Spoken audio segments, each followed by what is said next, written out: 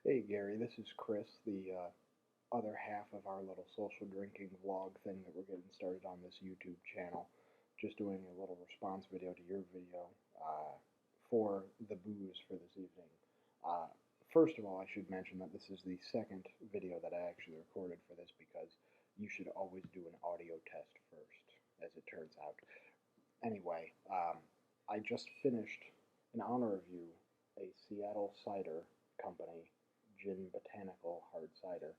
It's delicious, and more important than anything, this was a very large cider, which is great. I finished the whole thing so that I'm kind of on par with where you were when you finished your last video. So like we're gonna keep escalating. By the time we get to like the fifth or sixth video, we'll both start off blackout drunk and just it'll be fun. We'll post it and see what happens. It's gonna be good.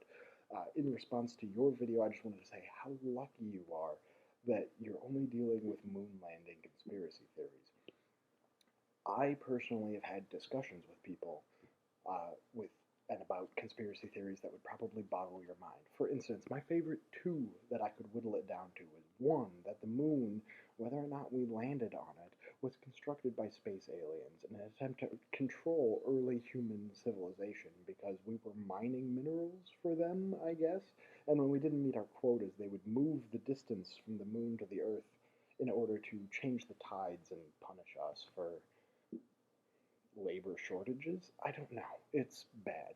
My second favorite conspiracy theory was that during and just after the Russian invasion of Crimea and Ukraine, was that Obama asked Putin and received troops from Russia, Russian military troops, to come to Washington, D.C., set up camp, and hang out in the event of a possible invasion slash tyrannical coup d'etat of the U.S. government by the justified and moral U.S. public. So, like, he's terrified, Obama, of the U.S. population overthrowing him, so he asks Russian troops to come over and stop it?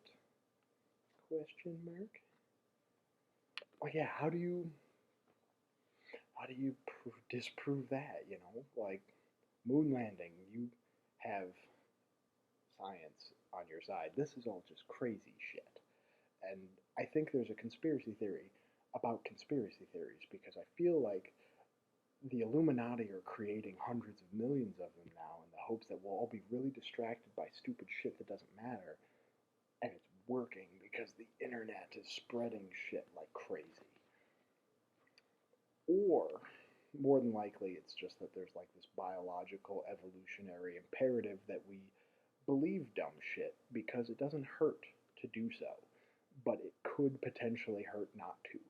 Like cavemen, like when they saw rustling in the bushes, like, yeah, it could be a tiger, or it could be nothing. And if they pretended like it was nothing, those guys died, and they didn't have kids, and those kids didn't become us. I mean, when you look at it, superstitions are always negative, and like this is why, because it doesn't hurt to be wrong. Like, don't step on a crack, don't walk under ladders, don't follow black cats around. Like, if you follow those things, whatever. Like, you are gonna have a hard time in a construction zone, maybe, but otherwise, who cares? But you never see affirmative superstitions. Like, there's no guy out there who's like, every mushroom you see, you should eat, like, immediately because it's good luck for you. I mean, maybe there was, like, one guy who did that, but he's dead. He's dead, like, the third time he did that. Because, oh, look, a mushroom. So, I think that's probably more a part of it than anything, is that we can't escape how evolution set us up to survive. Like, we haven't figured that out yet. And we may never. And so we should just get used to crazy dumb stuff, and we're not gonna end it ever. So sad.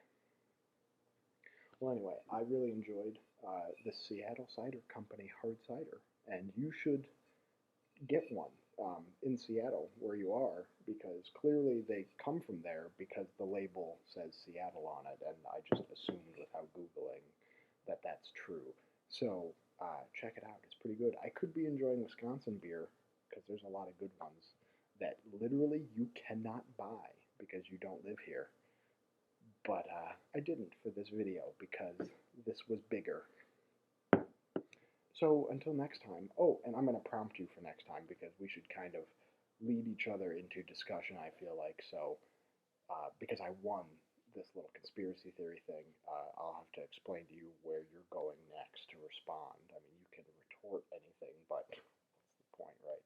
So, I would like you to talk about the 2016 election because I really miss talking about politics with you because I love politics. It's like the Super Bowl of nerddom, and there's already plenty of shit going on that's awesome, hilarious, terrible, interesting, uh, all kinds of things, like Waka Flocka Flame. How's he gonna do? He's running. He's 28, but fuck it, he's in, I look forward to hearing your thoughts.